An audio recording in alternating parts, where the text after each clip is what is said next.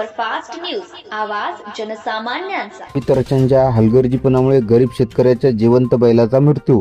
एका बैलाचा मृत्यू तर एका थोडक्यात वाचला। राळेगाव तालुक्यातील वनोदा येथील शेतकरी श्री राजू देवरावजी बेलखेडे शेतात बैल घेऊन जात असताना दिनांक 30 सप्टेंबर 2025 ला सकाळी 7च्या दरम्यान जिवंत विद्युत तार हे रोडवर खाली पडून असल्याने त्या बैलाच्या पायात अडकल्याने जिवंत विद्युत तारेचा बैलाचा करंट लागून जाग्यावर मृत्यू झाला, तर एका बैलाला झटका बसल्याने जखमी झाला आहे। ऐन पावसाळ्यात सुरू होणारा त्यात शेतकरी राजू बेलखेडे यांनी 2,50,000ची कर्जाचा बोजा अंगावर घेऊन नवीन बैलजोडी विकत घेतली। त्यात महावितरणच्या हलगर्जीपणामुळे मंगाशी वेळेत बैलाचा मृत्यू झाला असता शेतकरी याच्यावर दुःखाचा डोंगर कोसळल्याने संकट आले आहे।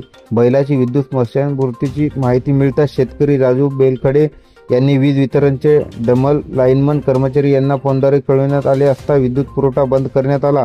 महावितरणचे अभियंता यांनी पंचनामा करून शेतकऱ्याला नुकसान भरपाई देण्याची शाश्वती दिली आणि शेतकरी बेलखेडे यांनी तातडीने नुकसान भरपाई देण्याची मागणी केली।